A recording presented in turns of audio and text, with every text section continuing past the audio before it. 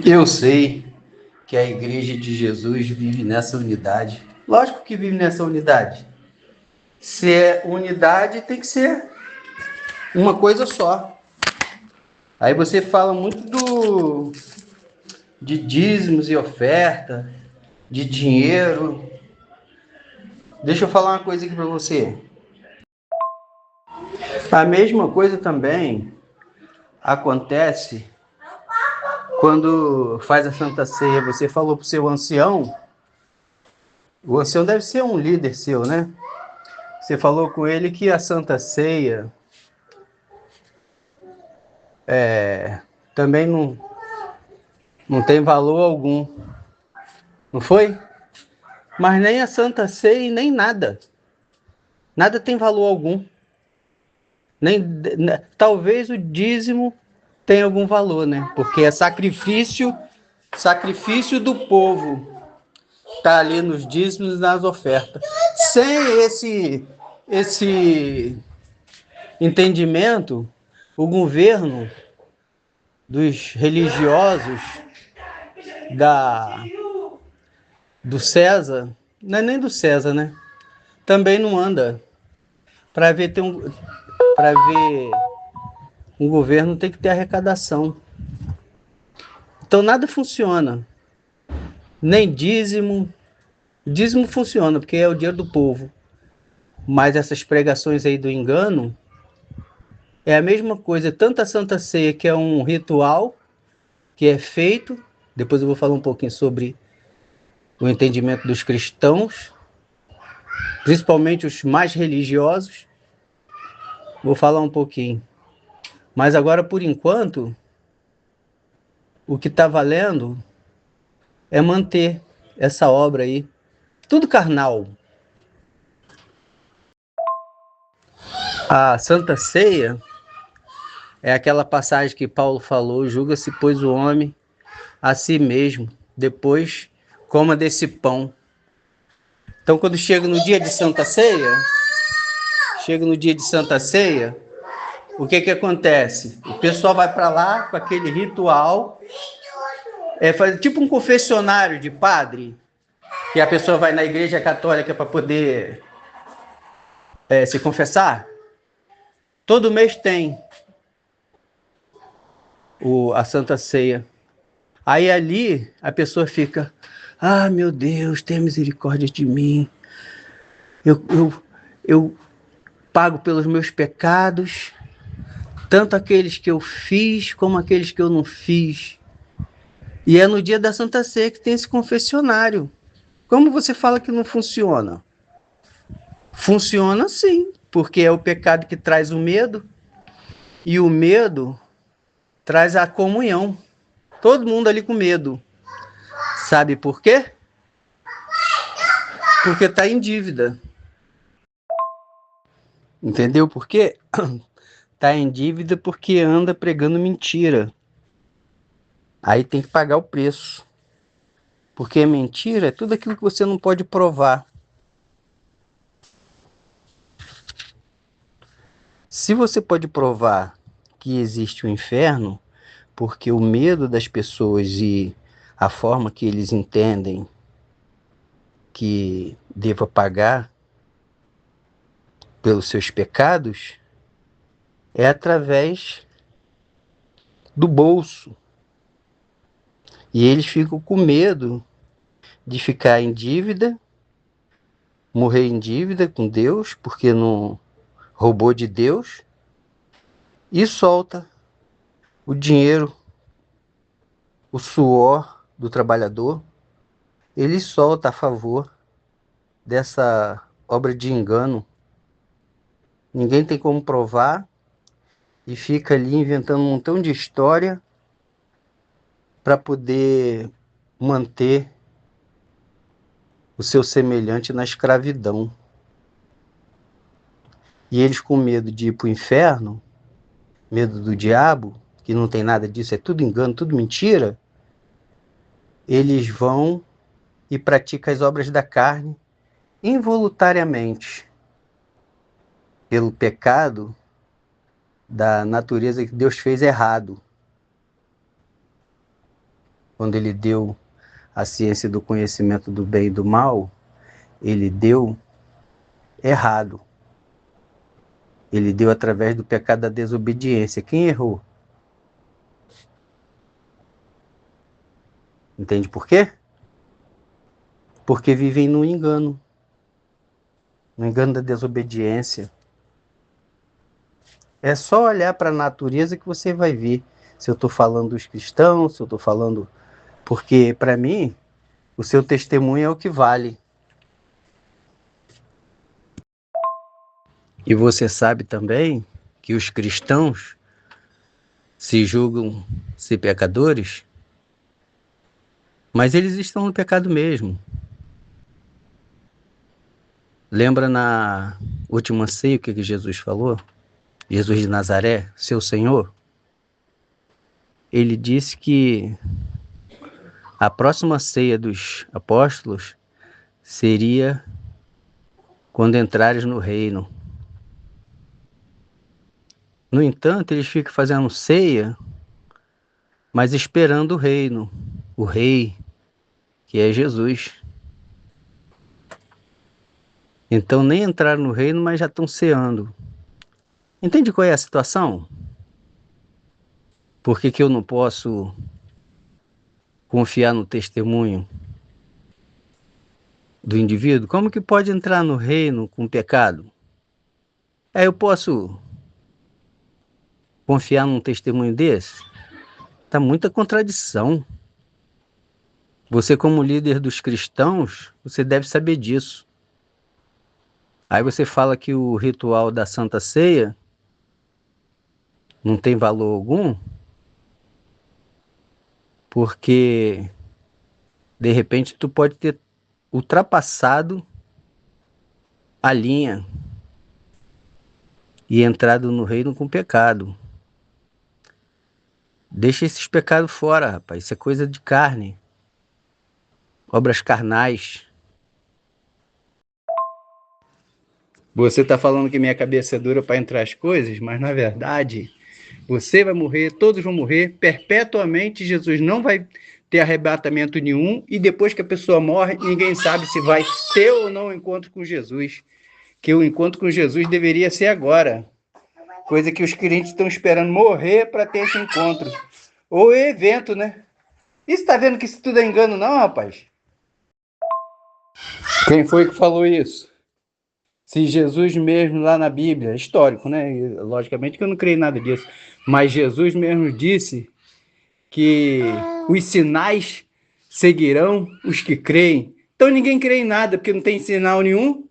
E quais são os sinais? Curar os enfermos, expulsar os demônios, ressuscitar os mortos, fazer o cego enxergar, e por aí por diante. Tem muita coisa que Jesus falou que nada, nenhum cristão prova nada. Vive no engano e quer botar o outro no engano também. Sai fora disso. Você acha que eu vou cair numa história dessa?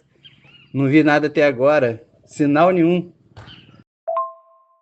E eu disse aqui que a igreja tem que receber dízimo? Eu disse que Paulo apoiou Pedro e apoiou todos os outros a não fechar a boca do boi que debulha. Isso foi o que eu falei, está escrito e você sabe. Agora, as pessoas, os líderes religiosos, eles aproveitam, não para pegar só o dízimo, mas para poder pegar tudo que o outro puder. É um roubo, né? Um roubo em cima do outro. E o pior, a promessa que fazem sem ninguém saber nada. Todo mundo na especulação. Eu gosto disso porque eu vejo muito engano. E tenho muito o que falar para esse engano, esses enganadores aí mentirosos.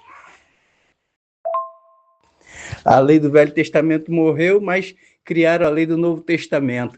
Vai só fundamentando, né? Vai sempre procurando articular um jeito para ver se prova um engano não, para ver se prova que a fé é verdadeira. Mas na verdade só dando aquele jeitinho só. Ninguém prova nada. Todo mundo enganador, rapaz. Tem que falar a verdade. Então o que você está fazendo é pior. Porque você entra nas denominações aí, nas entidades aí, para confrontar com Não, eles têm que ficar lá na posição deles, porque para isso que eles foram chamados. E no caso seu, se você entrar na igreja e quiser impor sobre os líderes religiosos, você é melhor que você crie um grupo e traga eles para o seu grupo, que aqui você pode confrontar. Agora, dentro do outro, você tem que respeitar. Isso aí não adianta. Respeitar o direito do outro. Se ele é o dono da igreja, você tem que respeitar ele, se você quiser ficar lá com ele. Isso aí é uma realidade. É a mesma coisa que acontece aqui. Você quer ficar fazendo parte do grupo, aqui você tem que ter respeito com os participantes do grupo. Você não pode desacatar a moral do outro, dizendo que o outro é burro, que o outro é asno, que o outro fala abobrinha. Não, você tem que respeitar e ter fundamento. Ah, o fundamento da Bíblia. Não, a Bíblia não, além dela dizer que ela é fundamento, que Paulo falou, eu lancei o fundamento e o outro vem e edifica sobre esse fundamento. Só que os fundamentos da Bíblia é enganosos. E eu estou aqui para falar sobre isso mesmo.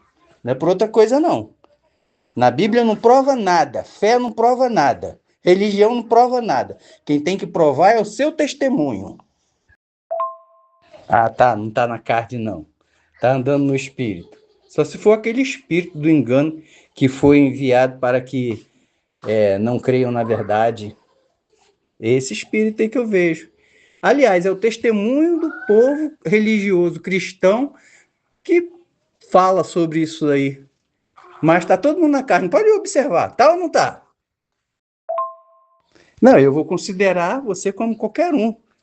Qualquer um pastor aí, que todos que se declaram ser pastor. Agora, quanto você pregando para mim, você pode até pregar, não tem problema nenhum. É seu direito você pregar. Agora, sendo que você prega a verdade.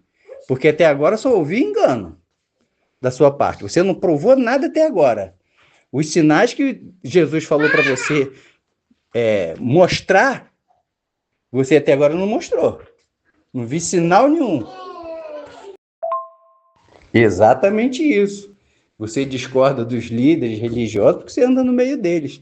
Mas como você está aqui no nosso meio, eu discordo de você em tudo, porque você tem por base a Bíblia, mas não fala nada que a Bíblia diz.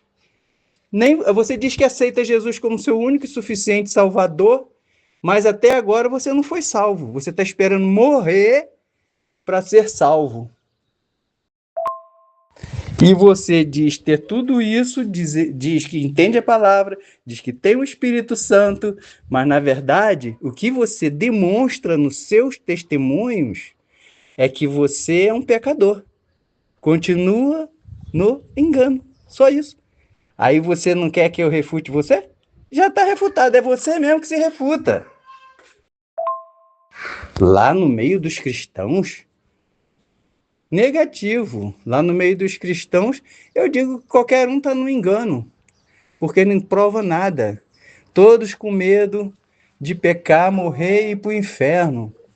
Inventando inferno, diabo. Aquilo que você planta, você colhe. Se você planta inferno, você vai colher inferno. Se você planta diabo, planta pecado, você vai colher o que você está plantando, só isso. Eu vou lá no meio dos cristãos? Se de lá eu já saí? Lógico que Pedro estava falando do engano. Pedro queria que os gentios andassem como judeus, mas eles, sendo judeus, queriam andar como gentios. Aliás, os gentios naquele tempo nem pecado tinha, né? Passou a ter depois que ouviu Jesus. Enquanto você não ouve Jesus, você não tem pecado nenhum. Depois que você ouve Jesus, você passa a ser pecador.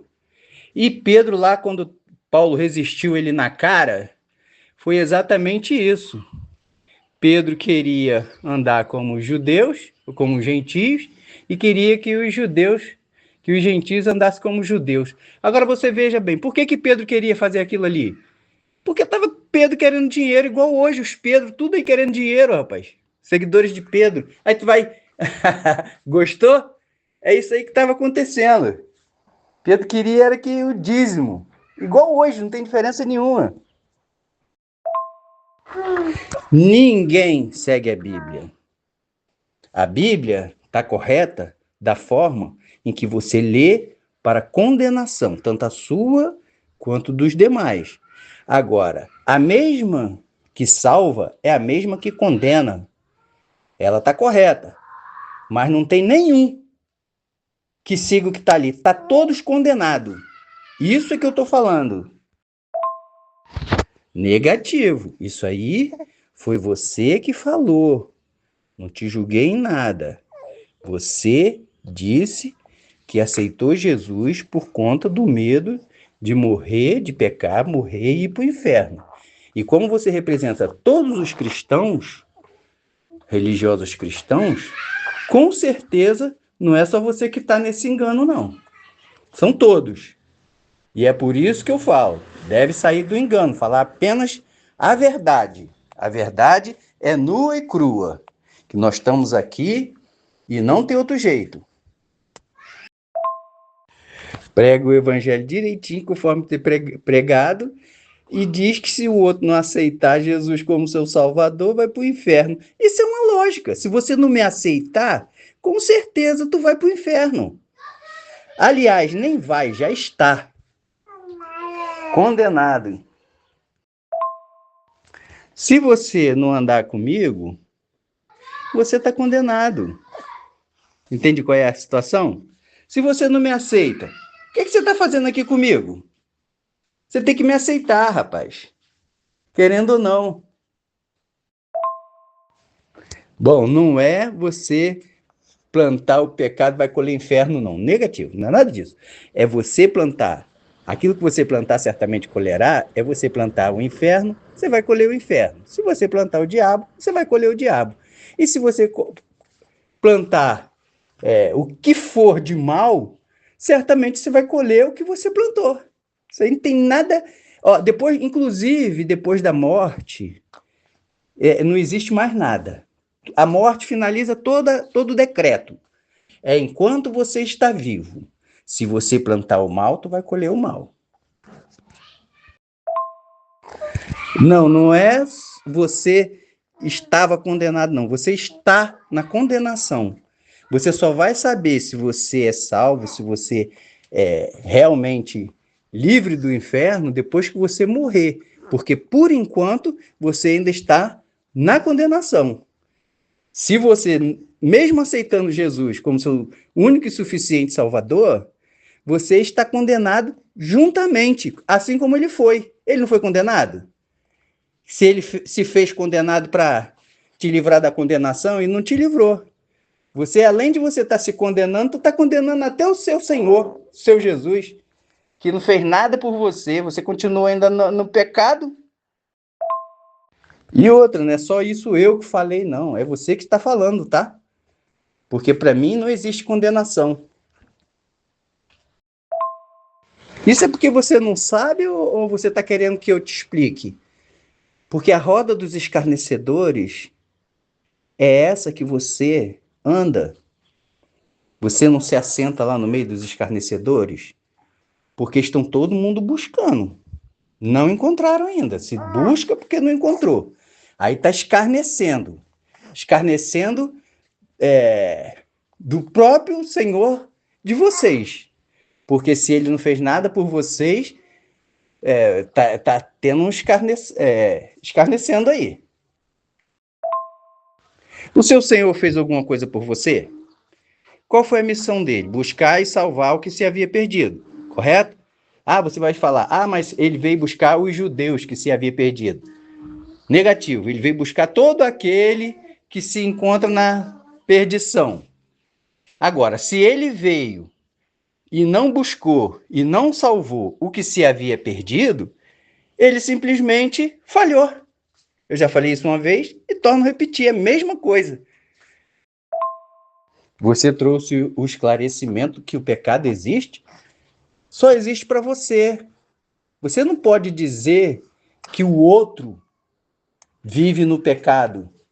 Não, você tem que dizer de você, que você vive no pecado. Mas eu te provo que o cristão se arrepende, ele deva fazer as obras. As obras não é, ir de pregar o evangelho a toda criatura, aquele que crê e for batizado será salvo, e aquele que não crê já está condenado. Essas obras? Não, as obras foram aquelas exatamente que Paulo falou. Vocês vão pregar, mas não é com palavras vãs, não, é com poder. E qual o poder? Poder é ressuscitar os mortos, curar os enfermos. Esse é o poder que você tem que mostrar. Se não mostrar, tá no engano, tá no pecado, tá inventando falácia. Só isso, nada mais.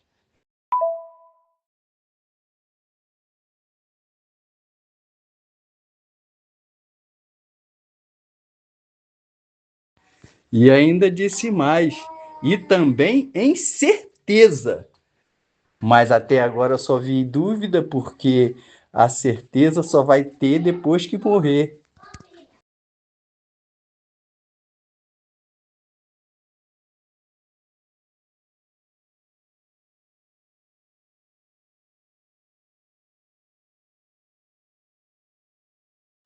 Percebeu aí quanta falácia que eu ouço dos religiosos cristãos? Ninguém prova nada. Tem que provar, foi o que ele disse para os discípulos de João. Vai lá e fala para João o que vocês têm visto, ouvido e visto. E você recebeu e diz que é servo. Vai morrer é servo. E aquele que foi escolhido desde antes da fundação do mundo, esse não é servo. Ele é o mesmo. É logicamente que eu não tenho que aceitar o que os religiosos me falam. Por isso que existe milhões de denominações. Por quê? Cada um, o espírito fala uma coisa, porque isso é espírito de confusão. É a Babilônia, a verdadeira Babel. Então essa parte aí, você não é igreja não? Ah, o diabo entrou. Entrou e quando é que vai sair? Só quando morrer, né? Se a casa estiver limpa e adornada, vai vir 7 a mais. 7 entidades, além das que já tinha. Ah, não, não existe doutrina de homens não, né? Só manipulação.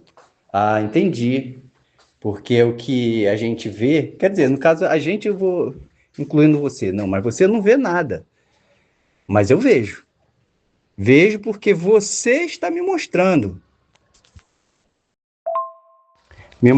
aí as doutrinas, tanto é que tu nem conseguiu ficar lá.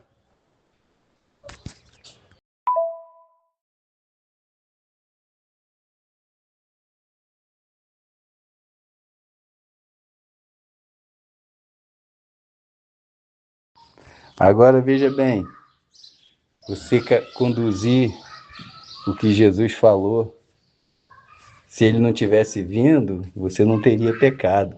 Mas agora que foi aberto os seus olhos, você carregar o pecado até a sepultura, só vai ter a certeza depois que morrer. Ah, bobagem, não tem nada disso não, rapaz. Você acha que eu, com a experiência de vida que eu tenho, e com... Por isso que eu falo para você, eu não tenho fé. Não creio em nada disso daí. Eu leio a Bíblia para me defender dos lobos famintos por carne, que usam a mesma para poder estar me julgando, querendo que eu faça o mesmo que vocês aí cristãos fazem, pregar mentira, que se os sinais seguem os que crê, foi como eu disse antes, eu não tenho fé, porque eu não consigo fazer esses sinais que Jesus falou. E mais, para ser cristão verdadeiro tem que andar segundo o sermão da montanha, que se não andar segundo o sermão da montanha, não é cristão coisíssima nenhuma. É um mentiroso e pai do engano, pai da mentira. Você já percebeu o quanto que você anda enganado? E você veio para cá, tá aqui, é para aprender, para você sair do engano e falar somente a verdade. O que é falar a verdade? É tudo aquilo que você pode provar dentro do seu testemunho. Se você usar a Bíblia para julgar e para condenar, para essa mesmo você está sendo julgado e condenado. Foi para isso que foi aberto os seus olhos, para você ver e crer, porque até agora não creu em nada. Inclusive eu falei para você e digo, não é para você sair lá da roda dos escarnecedores, onde você está. Porque até agora só tem isso. É para que, se você estando lá, você traga eles para cá, o grupo, para eles ouvirem a verdade. Inclusive, no início, você falou que tinha 2 grupos. Eu falei, me põe lá para que eu liberte aqueles enganados do seu engano.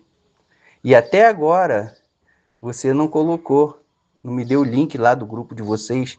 Por quê? Porque você teme. Quem sabe lá nesses grupos lá tem um que ouve. Porque segundo o que você disse lá, o participante aqui do grupo, o Onofre, você falou que é para ele me ignorar. Porque é isso que você tem feito até hoje. Tá bom agora. Agora vamos analisar tudo o que foi dito aqui.